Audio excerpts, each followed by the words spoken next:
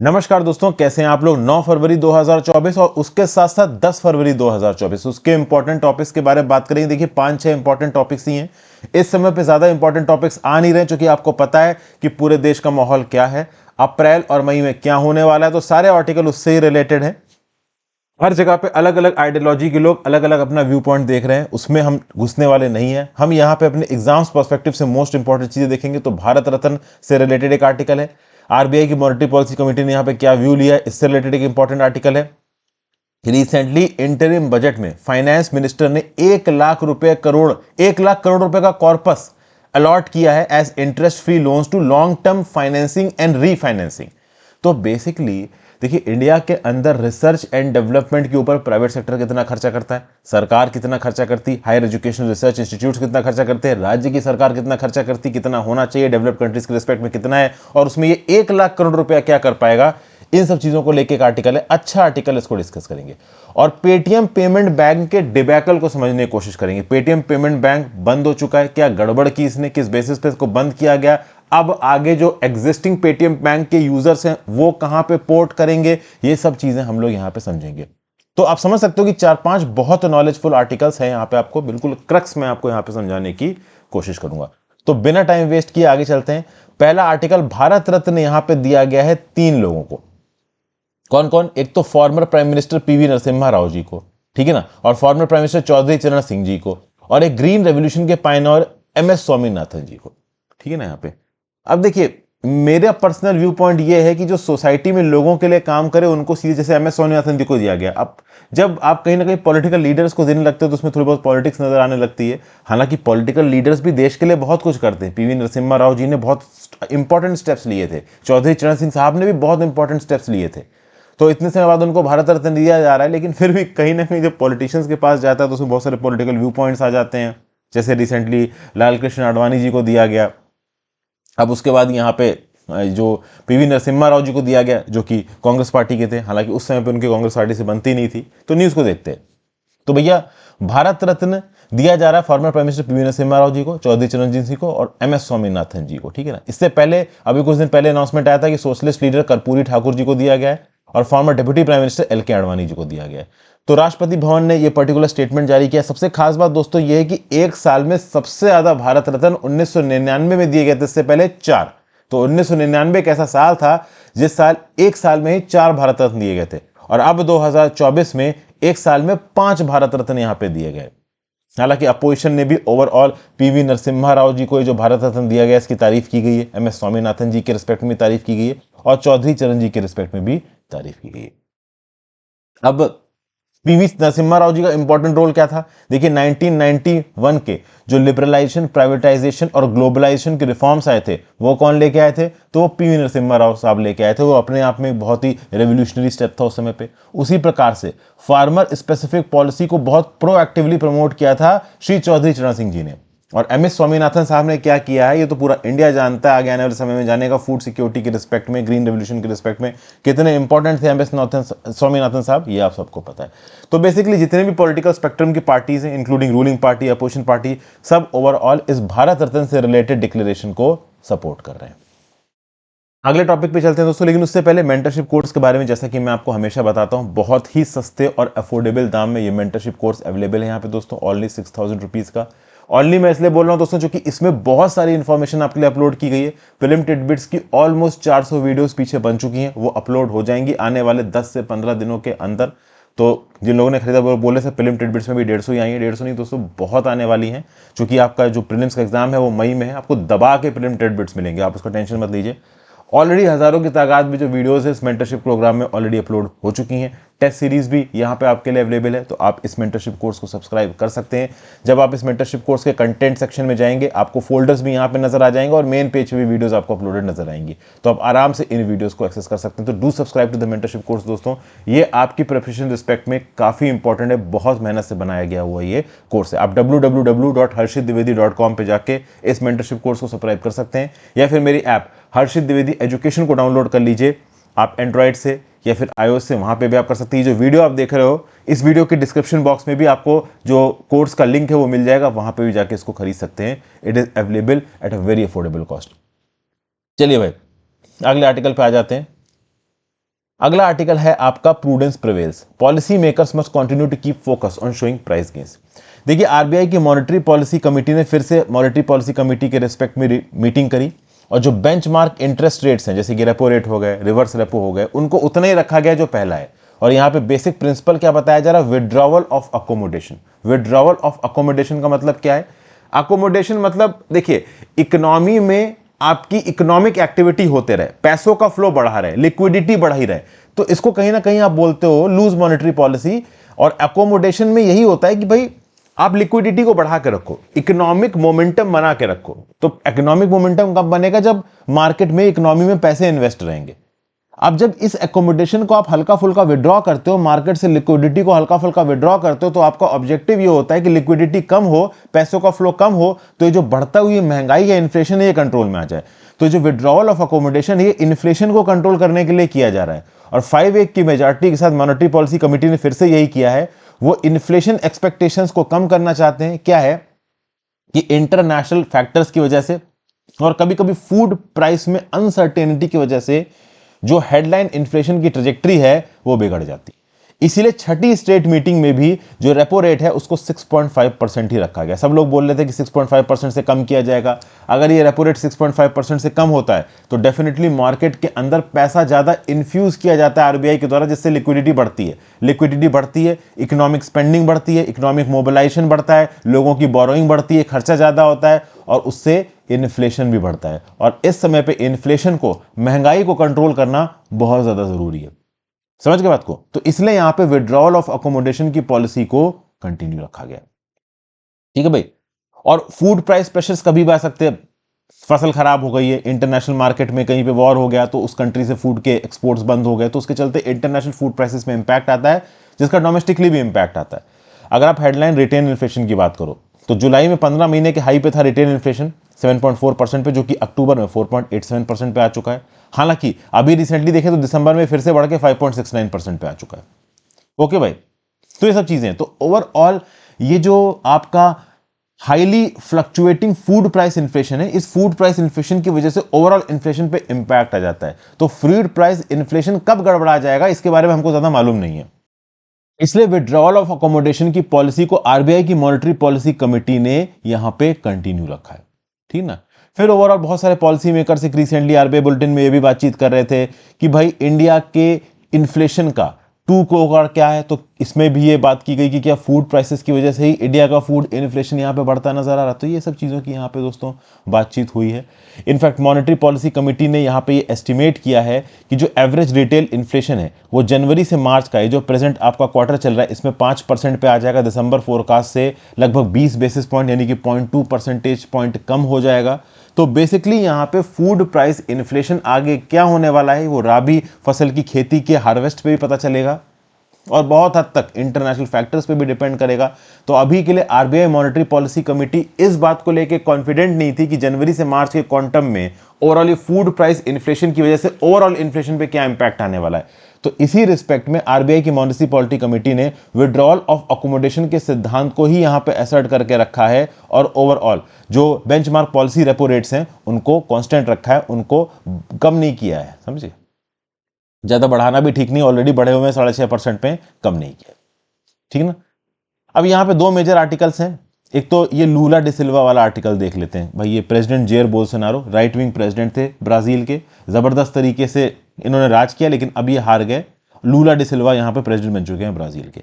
अब ब्राजील की पुलिस ने रिसेंटली कुछ इल्जाम लगाए हैं ब्राजील के फॉर्मर प्रेसिडेंट जेयर बोल्सोनारो के ऊपर।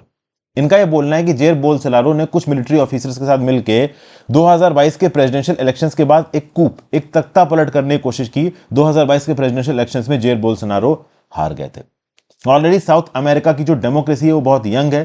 पहले ये डिक्टेटरशिप के अंदर ही था साउथ अमेरिका, बाद में यहां पे डेमोक्रेसी आई है। पुलिस का यहां पे बोलना है कि जेयर बोल्सोनारो और इनके जो सपोर्टर्स थे वो प्रोपोगेंडा फैला रहे थे कि वोटर फ्रॉड हुआ है, नए इलेक्शंस करवाने के ऊपर उतारू हो रहे थे, नए ट्रूप्स को ऑर्गेनाइज कर रहे थे कूप करने के लिए, जजेस को सर्वेलेंस के अंदर रख रहे थे, मॉब को इनकरेज कर रहे थे कि वो बवाल करें और रिजल्ट्स के अगेंस्ट प्रोटेस्ट करें। और बेसिकली वो बार बार ये कहने की कोशिश कर रहे थे कि लुइस इनासियो लूला डी सिल्वा ने जो इलेक्शंस जीते हैं वो गलत जीते हैं। हालांकि इन्होंने इलेक्शन सही तरीके से जीते थे। अभी के लिए जो leftist Luiz Inacio Lula da Silva हैं ये इस समय पे प्रेसिडेंट।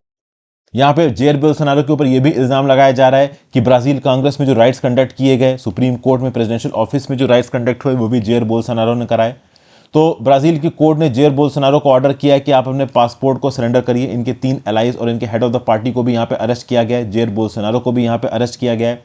ऐसा बताया जाता है कि जेयर बोल्सोनारो की लीडरशिप के अंदर ब्राजील की इकोनॉमी काफी हिल गई है। ओवरऑल इनके अंदर ब्राजील की इकोनॉमी कम हुई है, सोशल टेंशंस बढ़े हैं, हेल्थ केयर सिस्टम इनका कंबल कर गया अंडर द वेट ऑफ कोविड-19, और बहुत सारे इनके डेमोक्रेटिक ह्यूमन राइट्स वाले जो इंस्टीट्यूशन है वो अंडर अटैक आ गए। हालांकि जेयर बोल्सोनारो का बोलना है कि सारे के सारे एलिगेशंस पॉलिटिकली मोटिवेटेड। हालांकि अभी के लिए जेयर बोल्सोनारो काफी फंस गए हैं, इस मेस से निकल पाना उनके लिए आसान नहीं होगा। ठीक है, अच्छा, ऐसा नहीं है कि जब भी ओवरऑल कोई particular leader, political leader elections हार जाता है या अपोजिशन में आ जाता है तब उसको टारगेट किया जाए, ये केवल बोल्सोनारो के साथ हो रहा है। लूला डी सिल्वा के साथ भी यही हुआ था, प्रेसिडेंट डिल्मा रूसेफ के साथ भी यही हुआ था। प्रेसिडेंट डिल्मा रूसेफ को इंपीच किया गया था 2016 में ओवरऑल बजट रूल्स को वायलेट करने के लिए, और ये जेयर बोल्सोनारो द्वारा ही किया गया था। इनफैक्ट लूला डी सिल्वा जो अभी के लिए प्रेसिडेंट हैं, इन्होंने 580 दिन जेल में काटे हैं जब ये प्रेसिडेंट नहीं थे, करप्शन कन्विक्शन को लेके। बाद में इनके करप्शन कन्विक्शन को सुप्रीम कोर्ट ने एनल किया। तो यहां पे जेयर बोल्सोनारो भी बोल रहे हैं कि मेरे खिलाफ पॉलिटिकल चार्जेस को जबरदस्ती इंपोज कराया जा रहा है लीडरशिप के द्वारा, मैं एक्चुअली में यहां पे गिल्टी नहीं हूं। अगर आप देखो तो जेयर बोल्सोनारो एक्चुअली में थोड़े डिक्टेटरशिप को फॉलो करने वाले इंसान लगते थे। 1964 से 1985 तक जो डिक्टेटरशिप रही थी ब्राजील के अंदर, उसको सपोर्ट करते थे जेयर बोल्सोनारो। तो बेसिकली यहां पे जो डेमोक्रेसी है आपकी ब्राजील की काफी हिली हुई है।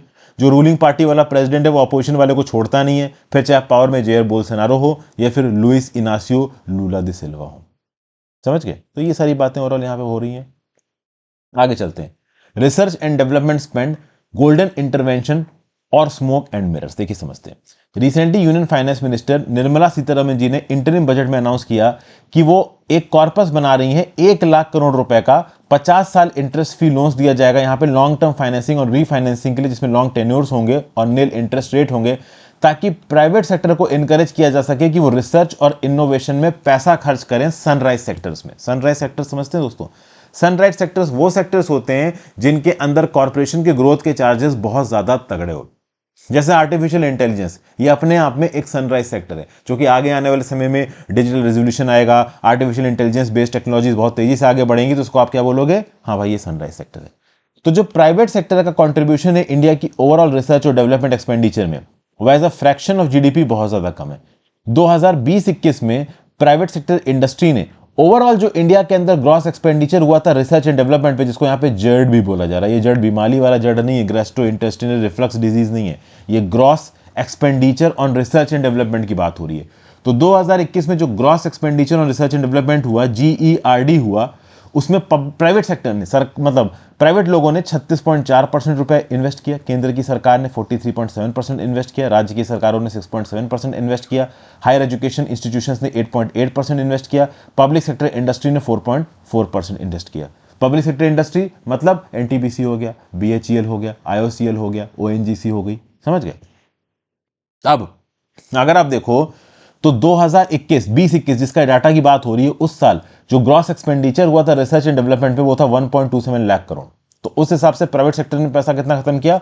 46,366 करोड़।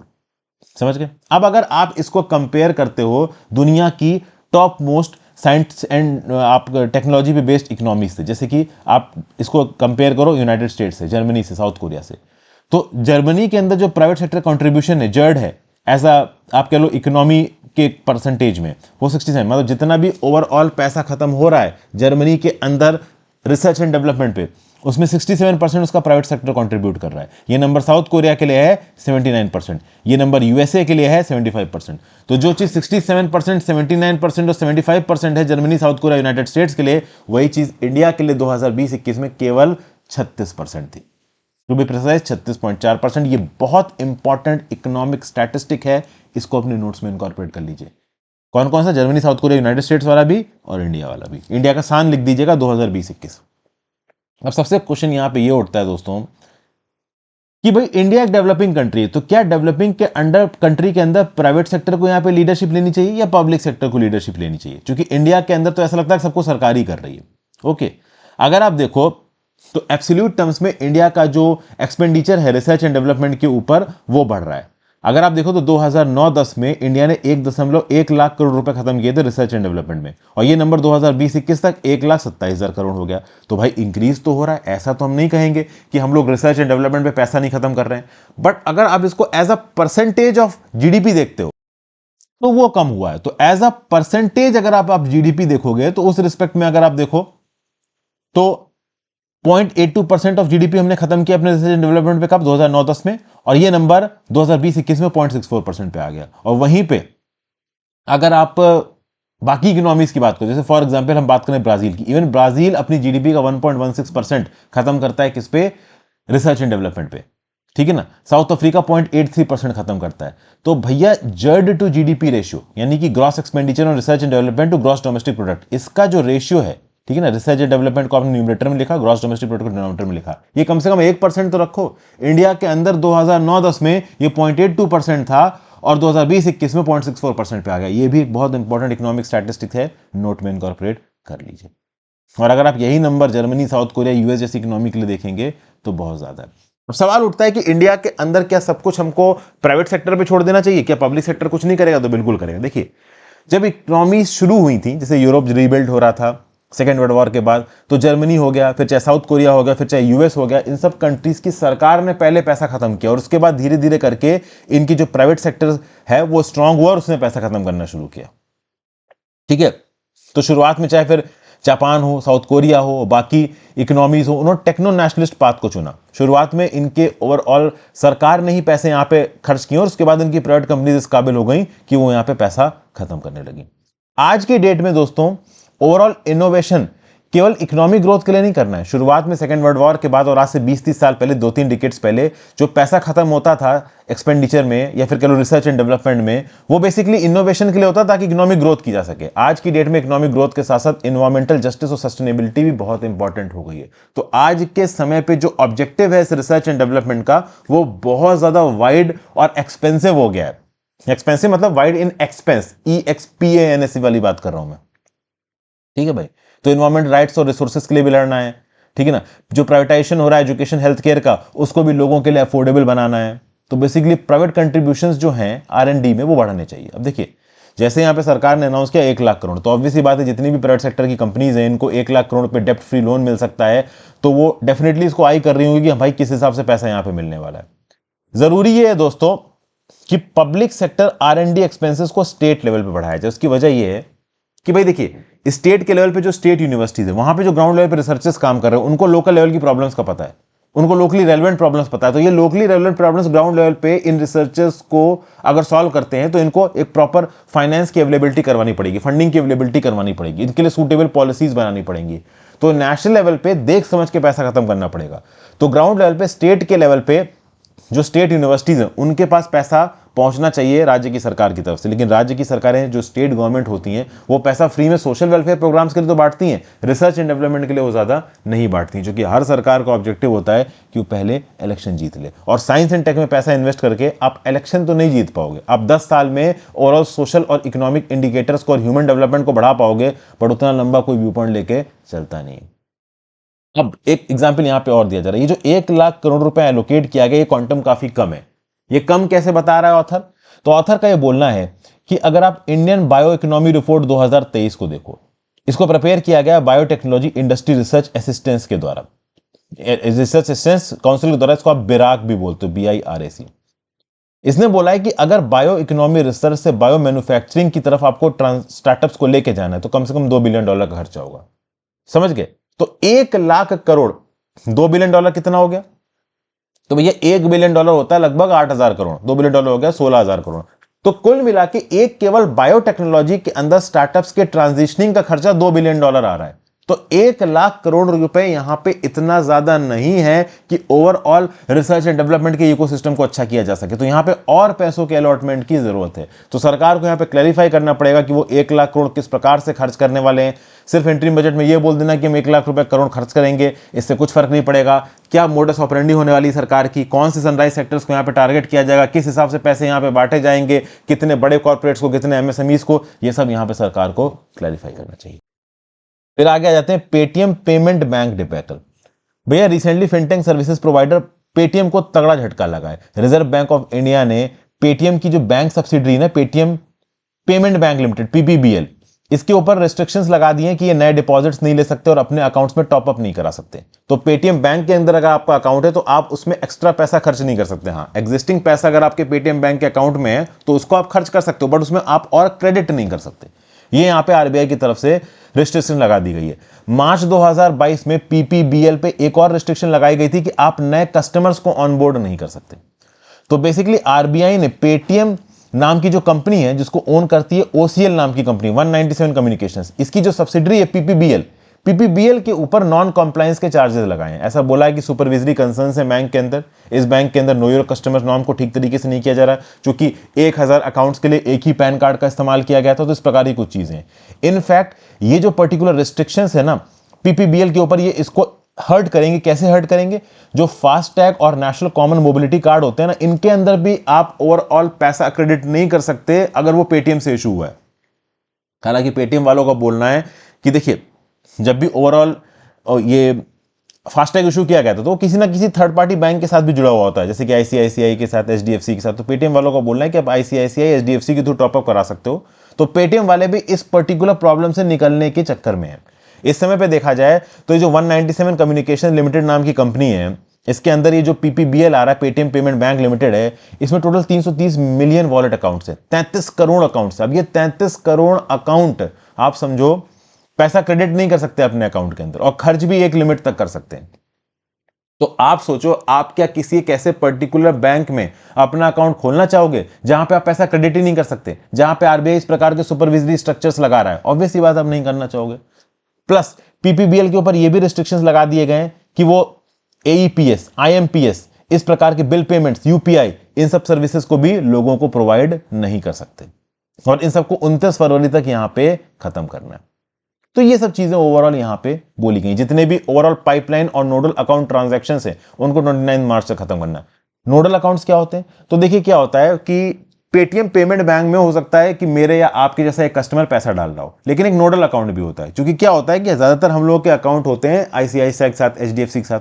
तो मान लीजिए पेटीएम पेमेंट बैंक है, पीपीबीएल है, वो हम लोग के साथ भी डील कर रहा है कस्टमर्स के साथ, वो आईसीआईसीआई एचडीएफसी के साथ भी डील कर रहा है। तो पीपीबीएल जो अपने अकाउंट्स को आईसीआईसीआई सेटल करेगा, एचडीएफसी के साथ सेटल करेगा, उसके लिए एक नोडल अकाउंट बनाएगा। तो नोडल अकाउंट्स पीपीबीएल ने बना रखे थे बड़े बड़े थर्ड पार्टी बैंक के साथ, आईसीआईसीआई के साथ, एचडीएफसी के साथ, और इन नोडल अकाउंट्स के थ्रू ही वो आईसीआईसीआई और एचडीएफसी के साथ अपने अकाउंट्स को क्लियर करते थे। तो इन नोडल अकाउंट्स के अंदर भी जो ट्रांजैक्शंस हैं इनको लेटेस्ट 29 फरवरी तक क्लियर करना है। ये यहाँ पे आपके लोग रेस्ट्रिक्शन लगाया गया पेटीएम के ऊपर। तो कुल मिला के ऐसा बोला जा रहा है कि इन सब रेस्ट्रिक्शंस के चलते 300 से 500 करोड़ रुपए के एनुअल एबिटा के ऊपर इंपैक्ट आएगा पेटीएम के अंदर। अब ओवरऑल अगर आप देखो तो पेटीएम इस पर्टिकुलर मेस से बाहर कैसे निकलेगा? तो यहां पे पेटीएम का बोलना है, पेटीएम कह रहा है कि हम ट्रांजैक्शन कैसे करेंगे। पेटीएम कह रहा है कि भाई हम थर्ड बैंक पार्टनरशिप करेंगे। मतलब इनके जो 33 करोड़ अकाउंट है, इन 33 करोड़ अकाउंट्स को ये किसी थर्ड पार्टी बैंक में शिफ्ट करेंगे। तो ये थर्ड पार्टी बैंक पार्टनरशिप करेंगे, और वो थर्ड पार्टी बैंक पार्टनरशिप्स क्या होगी कि वो पेटीएम के जो अकाउंट्स है उनको अपने आप पे कस्टम पोर्ट कर लेंगे, समझ गए? और इन थर्ड पार्टी बैंक के साथ पेटीएम लिमिटेड बेसिस पे एसोसिएटेड रहेगा मर्चेंट सर्विसेज को प्रोवाइड करने के लिए। ठीक है ना भाई? तो ये जो माइग्रेशन होगा to third party bank accounts का, वो 3 स्टेजेस में होगा। पहले तो क्या होगा, एक इंटरेस्टेड बैंक ढूंढा जाएगा जो कि इंटीग्रेट कर सके पेटीएम के इकोसिस्टम से। दूसरा, इस बात को इंश्योर किया जाएगा कि कॉमर्शियल वायबिलिटी हो इस पूरे के पूरे प्रोसेस में, और फिर उसके बाद होगा अकाउंट टू अकाउंट माइग्रेशन। हालांकि ये पूरा का पूरा प्रोसेस थोड़ा टाइम कंज्यूमिंग है, और पेटीएम को जो समय दिया गया है वो बहुत कम दिया गया है। कुछ केसेस में 29 फरवरी तक का और कुछ केसेस में 29 मार्च तक का। यहां पे एक चीज भी हो सकती है, वन टाइम माइग्रेशन, कि हाँ ओवरऑल अपने कस्टमर्स पूरी तरीके से पेटीएम पकड़ा दे किसी थर्ड पार्टी बैंक को। लेकिन उसके भी न्यूएंसेस को यहाँ पे डिस्कस करना पड़ेगा। बहुत सारे फैक्टर्स होते हैं बैंकिंग में, एकदम से ये सारा काम नहीं कर सकता, इसके लिए प्रॉपर प्लानिंग की जरूरत है। वैसे देखा जाए तो पीपीबीएल के अंदर पेटीएम की ओनरशिप 49% की है, और बाकी ओनरशिप विजय शेखर शर्मा के पास भी है। तो ये भी बोला गया कि पीपीबीएल के अंदर जो ट्रांजैक्शंस हो रहे थे उनका पूरा का पूरा एक्सेस पेरेंट कंपनी पेटीएम के पास होगा। तो यहाँ पे डाटा प्राइवेसी के वॉलेशंस भी हुए, ये भी इल्जाम यहाँ पे लगाया गया। फिर इन्होंने नो योर कस्टमर नॉर्म्स को प्रॉपर तरीके से ठीक नहीं किया। तो ये सब चीजें हैं। इनफैक्ट आरबीआई के गवर्नर जब शक्तिकांता दास साहब से पूछा गया पेटीएम बैंक के बारे में, तो शक्तिकांता दास साहब ने बोला कि भाई जितनी भी इस प्रकार की फाइनेंशियल एंटिटीज होती हैं, पहले उनको एक फाइनेंशियल नज दिया जाता है, उनको वार्निंग दी जाती है अलग अलग तरीकों से कि भाई आपके यहाँ पे ये मिसमैनेजमेंट चल रहा है, इसको ठीक करिए। जब वो उस मिसमैनेजमेंट को ठीक नहीं करते हैं, तब हम इस प्रकार का स्ट्रिक्ट एक्शन लेते हैं। इनफैक्ट अगर आप देखो तो रिसेंटली ही जो पेटीएम के हेड हैं वो जाके मिले हैं किससे, फाइनेंस मिनिस्टर निर्मला सीतारमन जी से, और वहां पे भी उनको साफ साफ बोल दिया गया है कि जो भी डायरेक्टिव्स आपको दिए गए उसको तुरंत यहाँ पे सॉर्ट आउट करिए। तो देखिए इस समय पे ओवरऑल काफी सारे इल्जाम लगे हुए हैं पेटीएम के ऊपर। इनफैक्ट पेटीएम के अंदर हजारों की तादाद में अकाउंट्स एक पर्टिकुलर पैन से रिलेटेड थे, तो यहाँ पे मनी लॉन्ड्रिंग के चार्जेस लगते थे। मतलब पेटीएम इफेक्टिव तरीके से नो योर कस्टमर नॉर्म्स को पूरा नहीं कर रहा है, सरकारी डायरेक्टिव्स को पूरा नहीं कर रहा था, और सरकार इनडायरेक्टली यहाँ बताने की कोशिश कर रही है कि इनको पहले भी काफी वार्निंग दी गई, बट इन्होंने वार्निंग को ठीक तरीके से सुना नहीं, इसलिए यहाँ पे इन पे final action. So thank you for watching friends, I hope आपको इस लेक्चर में मजा आया होगा। अपने व्यू पॉइंट नीचे कमेंट बॉक्स में देके जाइएगा, और ओवरऑल आप चाहो तो मेरा मेंटरशिप कोर्स ज्वाइन कर सकते हो दोस्तों। ये मेंटरशिप कोर्स आपके लिए काफी इंपॉर्टेंट हो सकता है आपकी प्रिपरेशन को एक ऑर्गेनाइज तरीके से आगे ले जाने के लिए। Have a great day friends, goodbye, ध्यान रखिए अपना, पढ़ते लिखते रहिए।